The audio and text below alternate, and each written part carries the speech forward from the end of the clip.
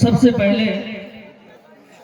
کچھ شعر میں آپ تک سیدھے سیدھے پہنچاتا ہوں، اس لیے کچھ بولنے کی اس میں اب وقت کی اجازت نہیں دیتا کہ آپ کے بیچ کچھ باتیں ایکسٹرا رکھی جائیں۔ سیدھے سیدھے شعر سنیں، اگر آپ تک لگے کہ آپ تک میری آواز پہنچ رہی ہے، آپ کے قلب و جگر میں کچھ گرماہٹ محسوس ہو رہی ہے، تو آپ بھی اپنی بیداری کا ثبوت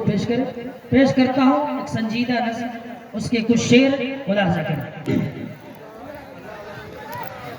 وہی اللہ کا بندہ صرف جائے گا جنت میں، وہی اللہ کا بندہ صرف جائے گا جنت میں، وہی اللہ کا بندہ صرف جائے گا جنت میں، لگا رہتا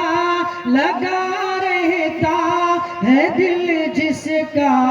ہمیشہ بس عبادت میں، لگا رہتا ہے دل جس کا ہمیشہ بس عبادت میں، جو حاصل کر رہے ہیں علم ان کی یہ فضیلت ہے۔ دنیا کا کوئی بھی آپ علم حاصل کریں اتنی فضیلت نہیں ہے جتنا اگر آپ علم دین سیکھتے ہیں۔ علم دین سیکھنے کا فائدہ یہ ہے کہ اللہ کے نبی فرماتے ہیں خیرکم من تعلم القرآن وعلم، سب سے بہتر وہ شخص ہے جو قرآن سیکھے اور سکھائے۔ یہ بڑے ہی معتبر لوگ ہیں، یہ مدارس اسلامیہ سے جڑے ہوئے یہ بچے، یہ علماء اور یہ سارے لوگ بڑے ہی اللہ کے نزدیک محبوب ہیں، اور اللہ تبارک و تعالیٰ ان کے راستے میں اپنے ساری چیزیں بچھا دیتا ہے، بلکہ سمندر کی مچھلیاں بھی ان طالبان علوم نبویہ کے لیے دعائیں کرتی ہیں۔ یہ شرف صرف انہی مدارس کے بچوں کو حاصل ہے جو حاصل کر رہے ہیں علم ان کی یہ فضیلت ہے، جو حاصل کر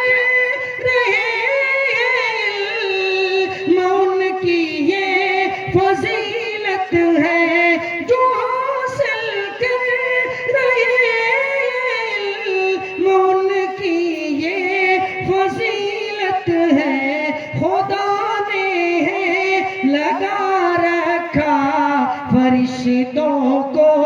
حفاظت میں، خدا نے لگا رکھا فرشتوں کو حفاظت میں، وہی اللہ کا بندہ صرف جائے گا جنت میں۔ اگر ہم چاہتے ہیں ہماری زندگی گلزار ہو جائے، ہماری زندگی میں تبدیلی پیدا ہو، ہم اللہ کے مقرب بندوں میں شامل ہو جائے، تو پھر ہمیں اس پہ عمل کرنا پڑے گا۔ اگر تم چاہتے ہو زندگی گلزار ہو جائے، اگر تم چاہتے ہو زندگی گلزار ہو جائے، رہو ہر دم محمد کے شریعت کی اطاعت میں، رہو ہر دم محمد کی شریعت کی اطاعت میں، وہی اللہ کا بندہ صرف جائے گا جنت میں، لگا رہتا ہے دل جس کا ہمیں